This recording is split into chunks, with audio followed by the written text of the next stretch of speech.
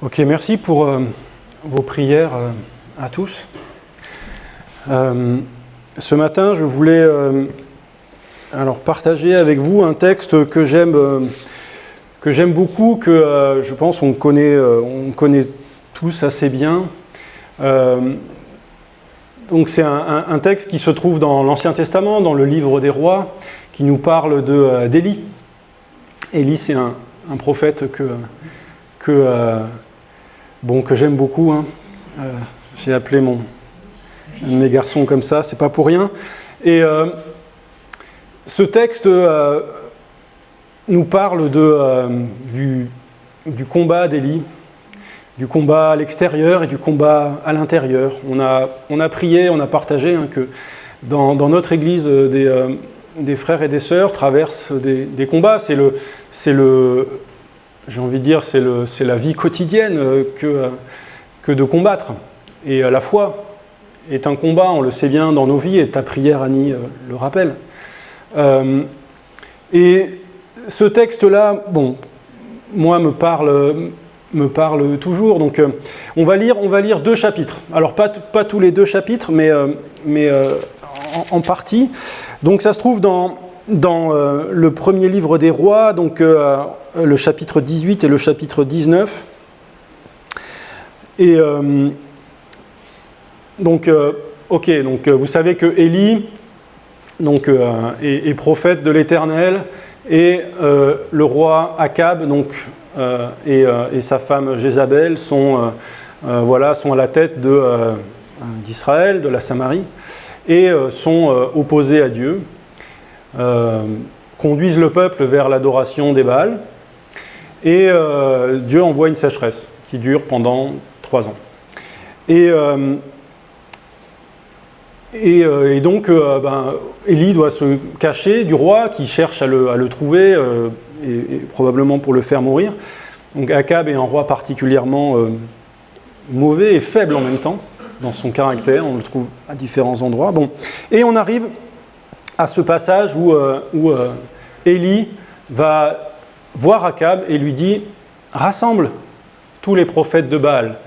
Donc les prophètes de l'Éternel ont été massacrés, certains ont réussi à s'échapper, et Élie dit à Akab « Rassemble tous les prophètes de Baal et amène-les au mont Carmel ». Le mont Carmel, c'est au nord-ouest d'Israël, donc à peu près au même niveau que le lac de Galilée, donc nord-ouest, le mont Carmel. Donc je commence à lire chapitre 18 et à partir du verset 20. Verset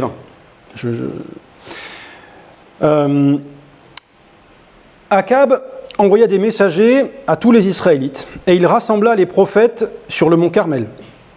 Alors Élie s'avança devant tout le peuple et s'écria : « Combien de temps encore sauterez-vous des 2 côtés ? Si l'Éternel est le vrai Dieu, suivez-le. Si c'est Baal, alors ralliez-vous à lui. » Mais le peuple ne lui répondit pas un mot. Élie poursuivit : « Je suis le seul prophète de l'Éternel qui reste, et il y a 450 prophètes de Baal.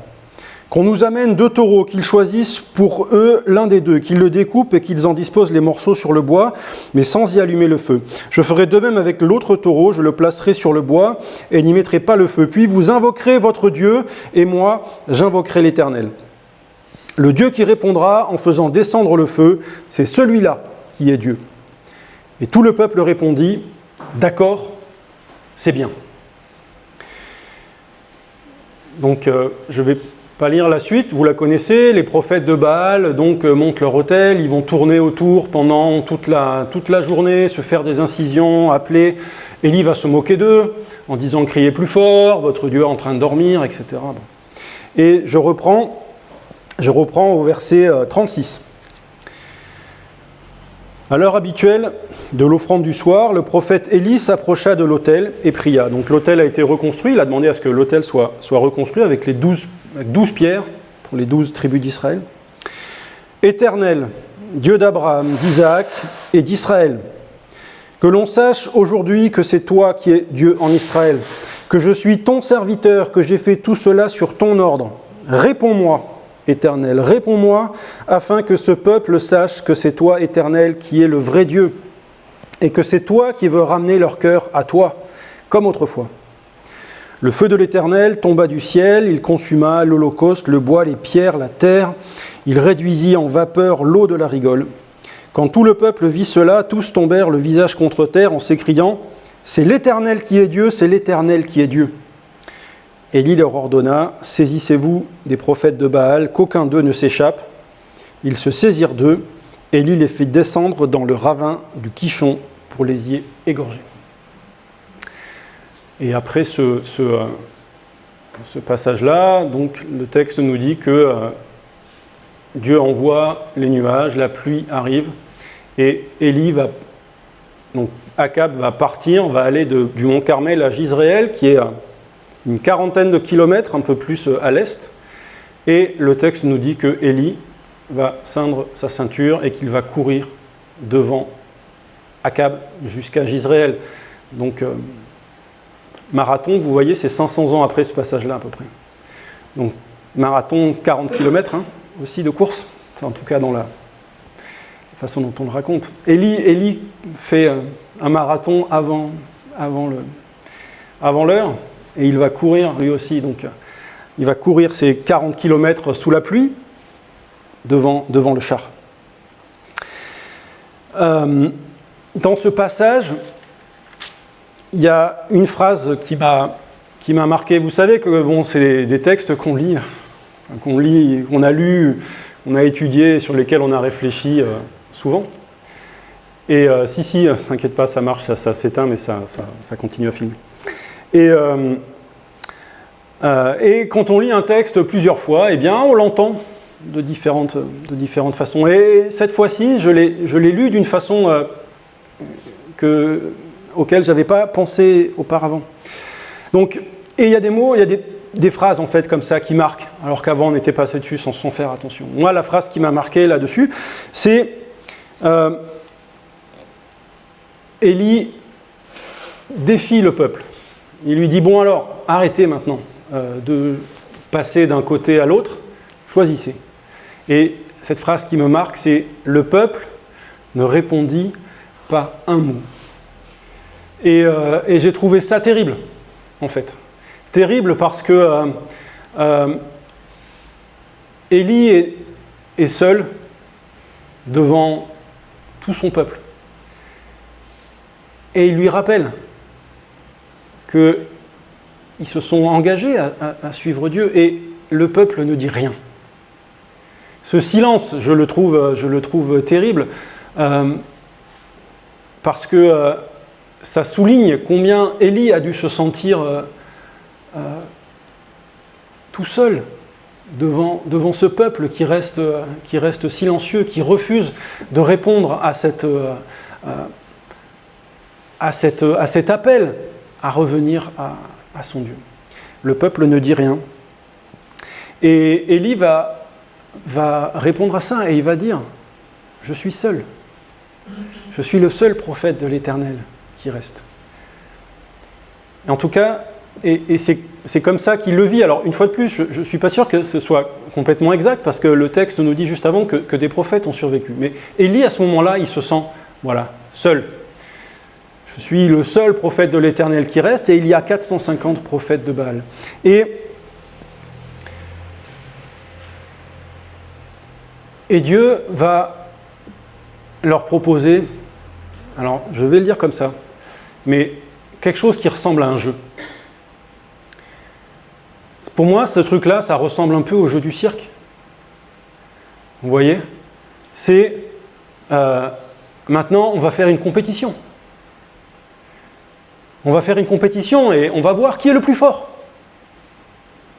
Quel est le vrai Dieu ? Et là, le peuple dit « Ah, d'accord, on va jouer. » Là, ça leur parle. Ça leur parle de, confronter les puissances.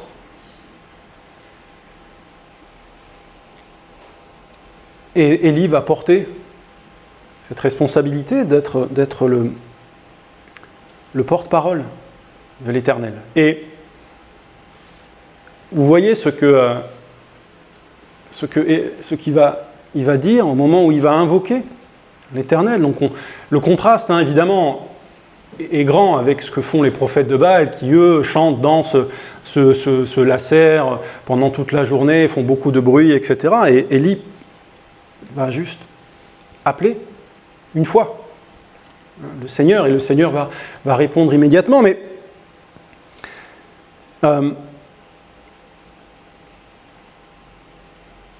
vous voyez comment il parle et comment il se met aussi en avant, comment il se met dans la balance. Hein. Réponds-moi. Réponds-moi pour que le peuple sache que c'est toi qui es Dieu. Réponds-moi.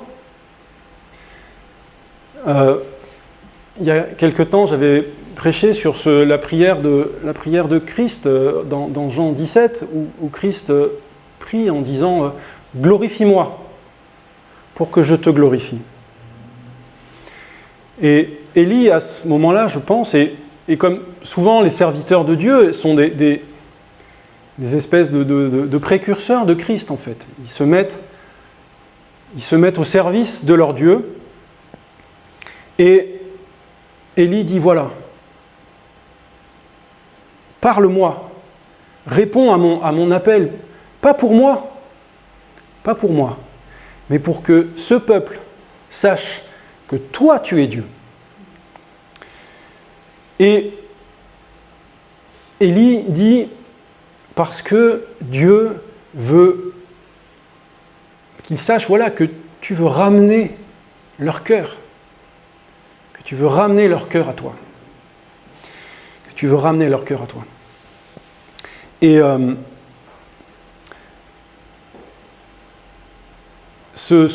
alors, cette mise en avant, d'accord, réponds-moi.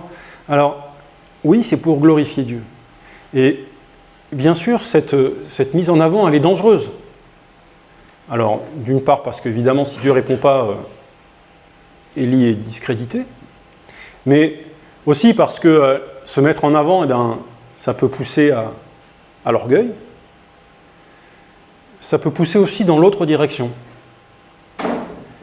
Ça peut pousser, au contraire, vers vous voyez, ce mouvement de balancier. Ça peut pousser vers la dépression, au contraire. Et c'est le risque que prend Élie, et on verra dans le passage suivant que c'est bien ça qui va lui arriver. Et ce texte donc se termine par donc, la manifestation de la puissance de Dieu. Hein, le texte insiste sur la puissance, hein, donc que ce feu descendu du ciel consume tout. La viande, le bois, la pierre, la terre, l'eau, tout est vaporisé. Donc cette démonstration de la toute-puissance de Dieu. Et la conclusion de ce passage-là, c'est un massacre. Alors évidemment, ce massacre nous choque. Hein. 450 personnes égorgées au fond d'un ravin, ça dépasse notre... Enfin, malheureusement, ça dépasse... Pas tant que ça, il y a des choses qui se passent actuellement, où il n'y a pas si longtemps, qui reprennent ce genre de choses, mais en tout cas, dans notre conception actuelle des choses, cette violence paraît inconcevable. Et personnellement, alors, quand on lit ça, une fois de plus, hein, on le reçoit différemment.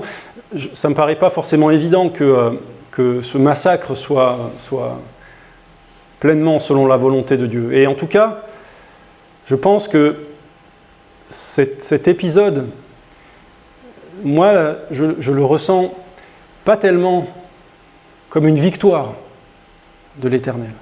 Parce que ce texte nous dit que l'Éternel appelle à ce que les hommes lui donnent leur cœur. C'est ça qu'il veut. C'est ça que Élie dit que l'Éternel recherche. Et c'est ça que Élie leur a dit au début. Tournez-vous, revenez à l'Éternel. Et tout ce tout cet épisode de manifestation de puissance et de violence, ça produit la peur chez le peuple. D'accord ? Quand le peuple voit ça, il se prosterne en disant « l'Éternel est Dieu ». Alors, oui, ils ont peur. Ils ont peur. Mais est-ce que c'était ça que l'Éternel cherchait de leur part ? Ça ne me paraît pas si évident. Je pense que l'Éternel s'est mis à leur portée, en fait. Il s'est mis à leur niveau. Il s'est mis à un endroit où ils arrivaient à entendre. Et donc, ok, ce passage se termine, donc, comme je le disais, par cette manifestation aussi vous voyez, Élie a été à ce moment-là un porte-parole, disons, de la puissance de Dieu, par on va dire, c'est une puissance spirituelle. D'accord ? Il s'est mis au service spirituellement de Dieu, et Dieu a manifesté sa puissance.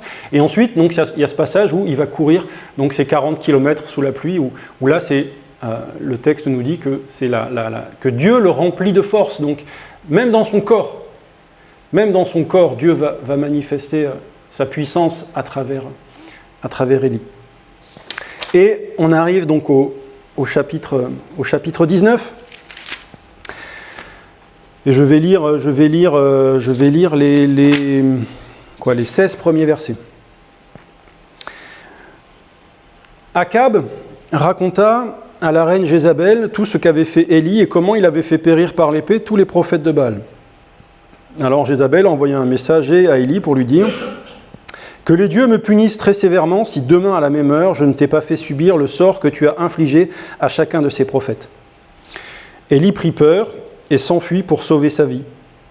Il se rendit d'abord à Beersheba, dans le territoire de Juda, où il laissa son jeune serviteur, puis il s'enfonça dans le désert. Après avoir marché toute une journée, il s'assit à l'ombre d'un genêt isolé et demanda la mort. « C'en est trop, dit-il. Maintenant, Éternel, reprends-moi la vie, car je ne vaux pas mieux que mes ancêtres. » Il se coucha et s'endormit sous le genêt. Soudain, un ange le toucha et lui dit « Lève-toi et mange. » Il regarda et aperçut près de sa tête un de ces gâteaux que l'on cuit sur des pierres chauffées et une cruche pleine d'eau. Il mangea et but, puis il se recoucha. L'ange de l'Éternel revint une seconde fois, le toucha et dit « Lève-toi, mange, car autrement le chemin serait trop long pour toi. » Il se leva, mangea et but, puis fortifié par cette nourriture, il marcha 40 jours et 40 nuits jusqu'à la montagne de Dieu à Horeb. Là-bas, il entra dans la grotte et y passa la nuit. Soudain, l'Éternel lui adressa la parole en ces termes. « Que viens-tu faire ici, Élie ?» Il répondit « J'ai ardemment défendu la cause de l'Éternel, le Dieu des armées célestes, car les Israélites ont abandonné ton alliance, ils ont renversé les autels, ils ont massacré tes prophètes, et je suis le seul qui reste. Et les voilà qui cherchent à me prendre la vie. » L'Éternel dit « Sors et tiens-toi sur la montagne devant l'Éternel. » Et voici que l'Éternel passa. Devant lui soufflait un vent si violent qu'il fendait les montagnes et fracassait les rochers. Mais l'Éternel n'était pas dans l'ouragan. Après l'ouragan, il y eut un tremblement de terre, mais l'Éternel n'était pas dans ce tremblement de terre. Après cela, il y eut un feu, et l'Éternel n'était pas dans ce feu. Enfin, après le feu, il y eut un bruissement doux et léger.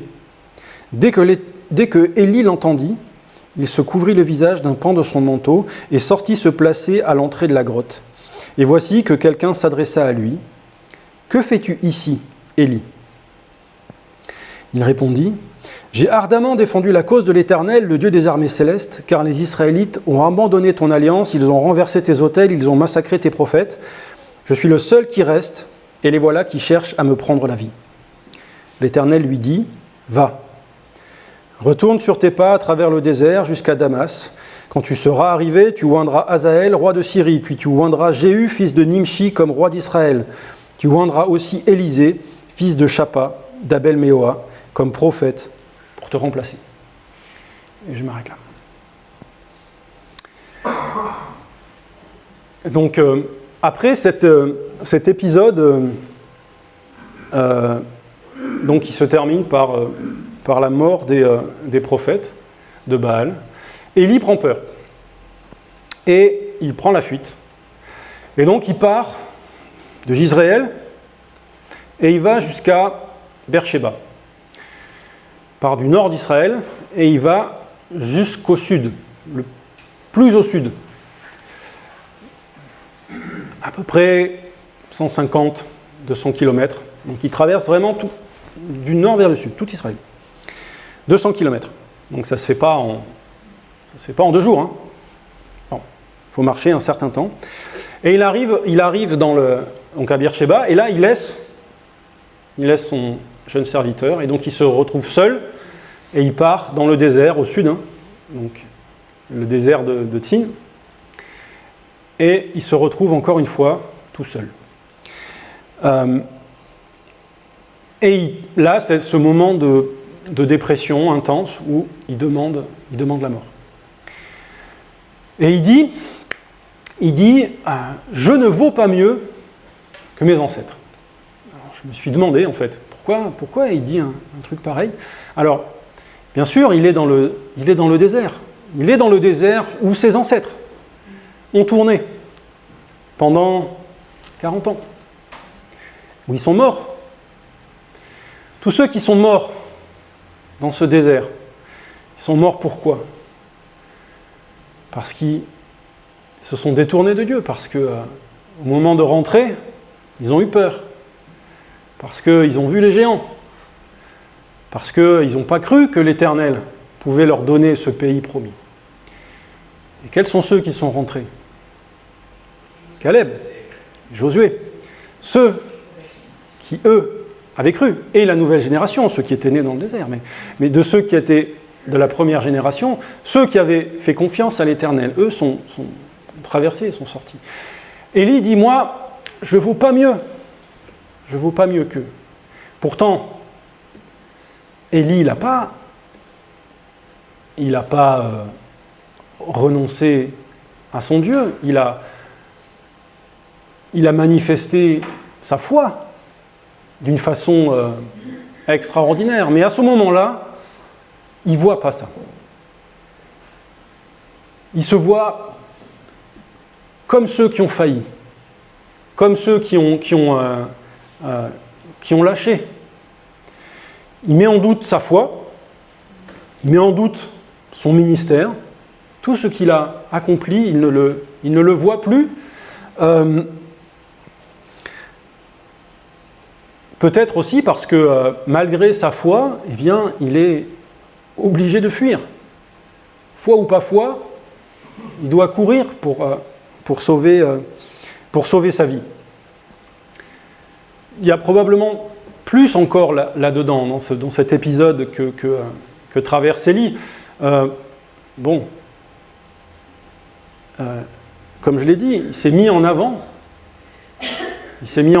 Et maintenant, il se retrouve encore une fois seul. Et cette solitude, en fait, traverse tout le passage. Plusieurs fois, il le redit, je suis seul, le seul qui reste. Cette solitude, cette responsabilité à porter tout seul, combien elle lui pèse à Élie. Et Dieu va lui répondre. Et il va lui répondre en plusieurs fois. Et donc, la première réponse de Dieu, on le voit, c'est un ange qui vient, et cet ange, il fait 2 choses. Trois choses. Okay. Il le touche 2 fois. Il vient le toucher. Et puis, il lui parle. Lève-toi et mange. Et puis il lui donne à manger, il lui donne à boire. La première façon que l'Éternel a de se manifester auprès d'Élie, c'est cette proximité. Vous voyez, physique, relationnelle, et puis concrète. Voilà, Dieu s'approche d'Élie et vient le trouver là où il est et lui donne ce dont tout être humain finalement a besoin. de cette proximité, de cette relation, et puis de simplement avoir de quoi subsister. Et puis ça suffit. Parce que Élie va se lever, et il va marcher pendant 40 jours. Il va faire à peu près 400 km à travers le désert de Tsin, de Beersheba jusqu'à Horeb. Horeb, c'est aussi le nom du mont Sinaï, donc, qui est au sud de la péninsule. 400 km à travers le désert, 40 jours. 40 jours, hein, on comprend bien la référence. 40 jours pour 40 ans dans le désert, pour les 40 jours que Moïse passe sur la montagne. Et Élie retourne à cette montagne où Dieu a parlé à Moïse, où il lui a donné les commandements, la loi. Et là aussi, donc, il y a plusieurs façons de lire ce passage. Moi, jusqu'à présent, je l'avais toujours lu en disant, ben voilà, Dieu l'envoie à Horeb.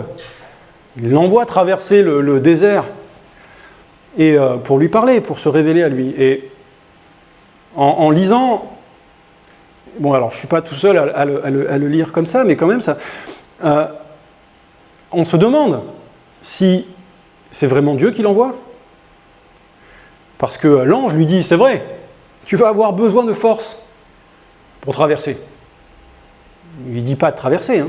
Il lui dit, bon, pour faire ce chemin-là, il faut que tu prennes un peu d'énergie. Et quand il arrive sur le mont Sinaï, après être monté, Dieu va lui parler aussi 2 fois. Il va lui poser 2 questions. Enfin, 2 fois la même. Qu'est-ce que tu fais ici, Élie? Qu'est-ce que tu fais? Pourquoi tu es venu ici? Élie ne va pas répondre à la question. Vous voyez, souvent dans ces dialogues entre les hommes et Dieu, on sent que souvent Dieu ne répond pas à la question de l'homme, et bon, ben là, Élie ne répond pas à la question de Dieu. Ils se parlent. Hein. Et 2 fois, Élie va répondre. Je suis tout seul. Ils veulent me tuer, je suis tout seul. 2 fois, il dit ça à Dieu. Alors, ok, Élie traverse le désert et il vient rencontrer Dieu là où Dieu a parlé à Moïse, où c'est pas là que tout a commencé, mais c'est un moment où Dieu s'est manifesté. Élie pense qu'il a besoin de faire ce chemin-là. Moi, c'est comme ça que je le lis. Alors, c'est peut-être pas exact, hein, mais ok. Élie traverse pour rencontrer son Dieu là où il a déjà parlé. Évidemment, ça fait un autre écho, hein, parce que Dieu va parler, enfin, Dieu va se manifester encore une fois sur une montagne. D'accord? Ou passe exactement celle-là, parce que c'est sur le texte. Alors, le texte ne dit pas que c'est le mont Tabor, mais c'est plus au nord. Mais Moïse et Élie vont rencontrer Dieu encore une fois, hein, sur une montagne. Cette fois-ci, ce sera le Christ, où ils vont se retrouver, voilà, en haut d'une montagne, à parler ensemble. Cette rencontre avec Dieu, où Élie, encore une fois, exprime sa solitude. Alors, est-ce que Élie, finalement, dans ce passage-là, finalement, en tout cas, je le lis comme ça, il est responsable de sa propre épreuve. Ce chemin que Élie prend, il le prend parce que sa foi chancelle. Quand il s'enfuit devant Jézabel, il a peur. Alors, bien sûr, hein, personne ne peut lui jeter la pierre, hein, qui n'aurait pas eu peur à sa place, bien sûr. mais il a peur et il doute de sa foi. Il traverse ce désert. L'ange vient de lui parler. Hein. S'il avait quelque chose à dire à Dieu, il aurait peut-être pu le faire à ce moment-là. Il n'avait pas forcément besoin de traverser tout le désert. Mais, ok, c'est son chemin, Élie. Élie traverse le désert, monte sur la montagne. Et Dieu vient lui parler. Dieu vient lui parler et il fait même plus que lui parler. Ce passage-là, on le mémorise, d'accord, parce que l'ouragan, le tremblement de terre, le feu, et Dieu n'est pas là. Pourtant, le chapitre précédent, Dieu a envoyé un feu qui a tout consumé, qui a tout brûlé. La puissance, à l'état brut, manifestée, qui terrorise les hommes. Dieu s'est manifesté comme ça, juste avant. Et là, Dieu, utilise ces éléments déchaînés, incompréhensibles à l'être humain. D'accord, l'ouragan, le tremblement de terre, le feu. Et ce texte nous dit, oui, mais Dieu n'est pas là. Parce que c'est pas ça que Dieu cherche à créer chez l'homme. Hein. Si c'était effectivement la terreur, il n'aurait pas choisi ce chemin-là. Et ce qui est intéressant, c'est de voir que Élie connaît Dieu. Parce que le texte nous dit que quand Élie entend le souffle, doux et léger, Élie sort.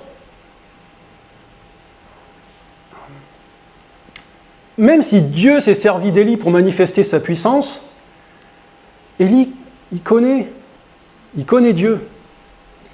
Et il sait que ce que cherche Dieu, c'est de ramener les cœurs à lui.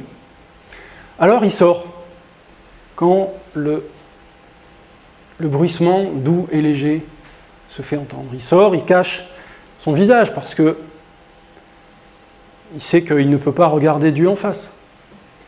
Il cache son visage, et donc Dieu lui redemande, « Qu'est-ce que tu fais là ?» Et il répète, « Je suis tout seul. » Et Dieu va encore lui parler, et il va lui dire deux choses. Enfin, en fait, même une. Il va lui dire « Va ». Il va lui dire « Va ». Il lui donne quelque chose à faire. Élie qui, a douté de lui-même, Dieu va lui dire, eh bien maintenant, va. Va préparer l'avenir. Tu vas, donc oindre roi un ennemi d'Israël, et puis tu vas oindre roi quelqu'un pour remplacer le roi qui est en place, qui ne sera pas meilleur que l'ancien, hein, mais tu vas préparer le chemin que moi, l'Éternel, j'ai décidé pour le peuple, hein, un ennemi et un roi qui sera tout aussi violent et idolâtre que alors peut-être moins idolâtre que le précédent. Mais... Et puis, tu vas aller oindre Élisée. Élisée, qui sera ton compagnon et qui te remplacera. Élie en avait assez d'être seul à porter la responsabilité d'annoncer au peuple, de lui parler de la part de Dieu. Eh bien, Dieu va lui donner un compagnon. Non seulement un compagnon, et puis aussi une échéance. Parce que cet Élisée, il va prendre ta relève. Ton service, ton ministère, un jour, s'arrêtera. Tu vas pas... Tu vois, il y a à un moment donné, ça s'arrête, et toi aussi, tu auras du repos. Il lui donne un moment, une perspective. Donc, ok, dans ce passage, comme je l'ai dit, il y a beaucoup de solitude pour Élie, et je pense que ça nous rejoint aussi. Parce que dans notre service pour Dieu, il y a ces moments de solitude, ces moments où on doit porter seul, parce que nous suivons le Christ, et que le Christ a porté sa croix. Et il l'a porté seul, même si, ok, on sait qu'à un moment donné, on a contraint Simon de Cyrène à la porter avec lui, mais cette croix, cette responsabilité, le Christ l'a portée seul, et parfois, c'est ce que nous vivons aussi dans notre vie. Nous portons une responsabilité que Dieu nous donne, et parfois, cette responsabilité, elle est lourde à porter, et nous nous trouvons bien seuls à devoir la porter. Et ça arrive que nous perdions de vue. Que nous perdions de vue notre marche, ce que nous avons accompli avec le Seigneur. Et dans cette perte de repères, cette perte de direction, je pense que, comme Élie, on ne voit pas les choses clairement. On ne voit pas les choses clairement. C'est pas vrai ce qu'on voit. Parce que Élie, ce qu'il dit, ça ne correspond pas à la réalité. Déjà, il n'est pas tout seul. Il y a d'autres prophètes autour. Et puis, sa foi n'est pas vaine. Sa marche avec Dieu, il a vécu des victoires. Il a tenu. Et pourtant, il ne le voit plus. Tout semble s'être effacé. Et Dieu vient le rencontrer. C'est pour ça qu'il est tellement incroyable, ce passage. C'est la façon dont Dieu vient rencontrer Élie, là où il est. Dans cette espèce de bulle qui s'est formée autour de lui, Dieu vient le rencontrer. Et même dans cette épreuve qui s'est construite lui-même, dans cette traversée du désert, eh bien, Dieu vient lui parler et vient se révéler d'une façon qui nous parle encore maintenant. Il vient à la rencontre d'Élie pour lui donner ce dont Élie a besoin. De la proximité, de la chaleur, de la force, et puis une direction. Il va lui montrer le chemin. Et dans la suite de la vie d'Élie, Élie va plus douter. Parce qu'il sait où aller. Parce qu'il sait où aller et Élie va y aller. D'accord ? Toute la suite de son chemin, jusqu'à ce que Élisée prenne sa place, jusqu'à ce que lui-même soit emporté au ciel sur ces chariots, ce chariot de feu, si je me rappelle bien. Eh bien, Élie va suivre son Dieu avec la direction qu'il lui a donnée. La menace de Jézabel n'aura aucun effet. Et Élie va marcher avec la direction que Dieu lui a donnée. Et je conclus avec ça. Nous pouvons remercier aussi le Seigneur de cet esprit qu'il vient faire habiter en nous. La puissance de Dieu reposait sur Élie, mais cette puissance était extérieure à lui.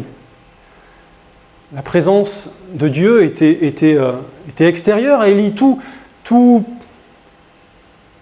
revêtu de puissance qu'il était. Nous profitons de la présence de l'Esprit de Dieu en nous, qui nous conduit d'une façon que Élie ne pouvait pas ne pouvait pas vivre. Soyons voilà, reconnaissants que cette promesse, cet appel que Dieu donne à Élie, eh bien, il l'accomplit en nous. Parce que c'est nos cœurs que le Seigneur transforme. C'est nos cœurs qu'il ramène à lui. Et ce que Élie, finalement, attendait, eh bien, c'est nous qui le vivons.